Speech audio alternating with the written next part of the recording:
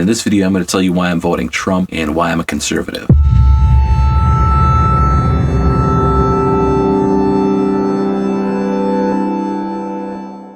Hey guys, Aaron Giza here, bringing you the Geezetown Perspective. I'm a singer, songwriter, producer from Minneapolis, Minnesota, and this is where I share my perspective. I grew up very liberal. I'm the only one in my family that's a conservative. When I was 18, I got saved. I accept Jesus Christ, my Lord. Honestly, what happened for me, my whole life, I'd never heard the other side of the story. In the Bible, it says that everyone sounds right until they hear the other side of the story. Let me tell you a quick little story about a kid that grew up in the 1950s and 60s in Gary, Indiana. His dad was a crane operator at a steel mill. His mom worked part-time at Sears. They had quite a few kids. I think there's about 10 kids in the family, so a lot of mouths to feed. Parents, they discovered that their kids had some talent. That family was the Jacksons, as in Michael Jackson. There's something that we have in this country called the American dream. The idea that anyone that wants a better life can work hard and go after it, and it's possible to achieve it. You know, it's not guaranteed. That's why it says pursuit of happiness. You know, there's just no guarantees in life. Not everything always works out the way we want it to. The idea of the American dream is special. It's important. It's something that in the history of the world has never been available. We had kings and we had peasants and slaves. You know, it's always been the haves and the have-nots. Really no way to go from one to the other. Well, here in America, that kid growing up in Gary, Indiana, just a normal average family, became the biggest pop star in the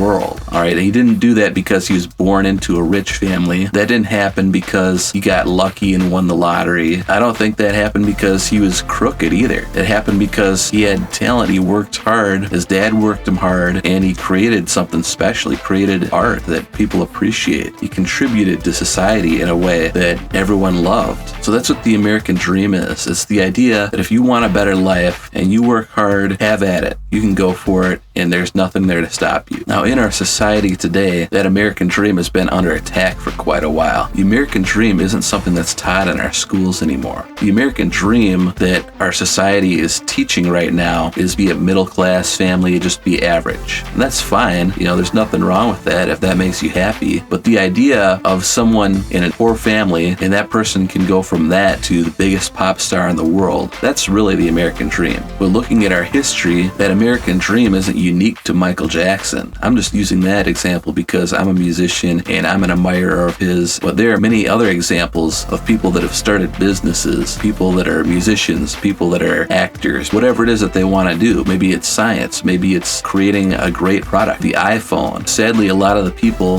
that have experienced the American dream are now trying to stop others from having the American dream. So let me ask you this. When our founding fathers signed their names on the Declaration of Independence, and they signed their own death warrant, and they had British coming after them to kill them, do you think they did that so that they could get free health care? You know, our country, the United States of America, is special. We have something valuable. We have principles. We have founding based on the Bible, based on good, godly principles that has resulted in freedom and prosperity, happiness for so many people. So there are a lot of reasons why I'm a conservative, a lot of reasons why I'm voting for Trump. One of the biggest reasons is that I believe in the American dream. I'm pursuing it myself. Success isn't a destination, it's a journey. Being in pursuit of something, having purpose in your life, solves so many problems, gives you contentment and happiness, honestly. I heard a very wealthy man one time say that there's a lot of rich people that aren't happy, and he said that he'd rather be broke and have a dream that he was pursuing than be wealthy and not have one. When you have a sense of purpose in your life, you get up every day with something that you're trying to do, something that's just burning in you that you just want to do. What you have or don't have doesn't really matter at that point, because you'll be creative, you'll find a way, you'll figure it out, and that'll result in good things happening for everyone. The idea of the American dream lines up more with the conservatives than the liberals, more with the Republicans than the Democrats. Being able to own things, for one, and not being taxed and regulated to death. And that right there is a huge part of the American dream. In other countries, it's pretty much impossible to start a business because of all of the licensing and the fees and, so many other things. It's pretty much impossible for the average person to start a business. Here in America, anyone can start a business with no money at all. All you you need to start a business in the United States of America is an idea, is a dream. Freedom of expression, that's another big issue. Conservatives want freedom of speech. Right now, liberals are trying to censor it on social media and everywhere else. We've seen that recently. The idea of cancel culture. They're trying to shut everyone down that doesn't line up with their worldview. It can be hard to have the American dream if you're not even allowed to express yourself the way that you want to. There are a lot of different issues, but they all kind of stem on a scale where you have freedom on one side and you have slavery on the other. The more taxes, the more regulations, the more censorship. This is like the socialist, the liberal side, and the more freedom, the less regulations. This is more on the conservative side. People can make arguments about, don't conservatives want to take away your right to have an abortion? Don't conservatives want to take away your right to do drugs? Well, if these things hurt other people,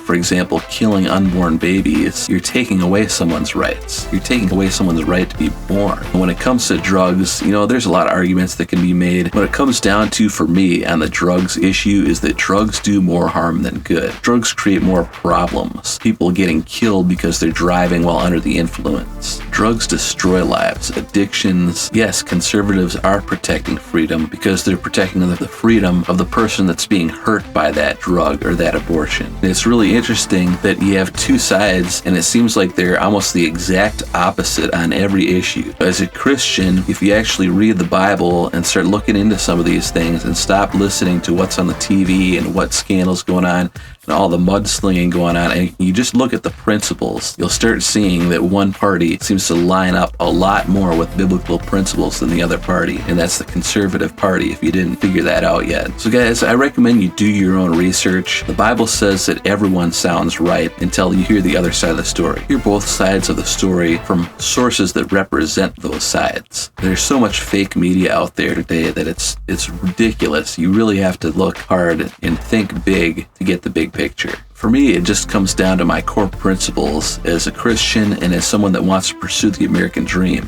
I get politics, it's a TV show, it's entertainment, it's a reality show, it's ratings, it's always some scandal, and a lot of people are swayed by that. I understand that. But me personally, I think it's better to have principles. I'm a musician. I'm not necessarily the person you should look to for politics. We're at a point where I just can't be quiet because the other side isn't. Guys, honestly, I wish I didn't have to talk about any of this. I wish I could just do music, not worry about it. But there's so much disinformation out there, so much garbage, so much pollution. When good people do nothing is when evil wins. There's people that unfollow me, that don't like me, listen to my music, like my music, and decide, no, I don't like you anymore because of my beliefs. But at the end of the day, I'd rather be hated for who I am than loved for who I'm not. So thanks for listening, guys. If you want to comment, you want to have discussions, you want to ask questions, leave that in the comments. That's fine. Be respectful. Don't resort to name calling. If you can't win the argument, just go do something else with your time, please. I find that at the end of the day, people believe what they want to believe. Some people are looking for answers and some people aren't. Some people just want to disprove you. And whatever you're looking for, you'll probably find it. If you're looking for one flaw that you can point out and then use that as an excuse not to listen to anything else I have to say, you'll probably find it. But if you're honestly looking for answers and seeking the truth, I think you'll find that too. I hope I've given you some things to think about. Give this a like, give this a dislike, unfollow me, do whatever you got to do, honestly.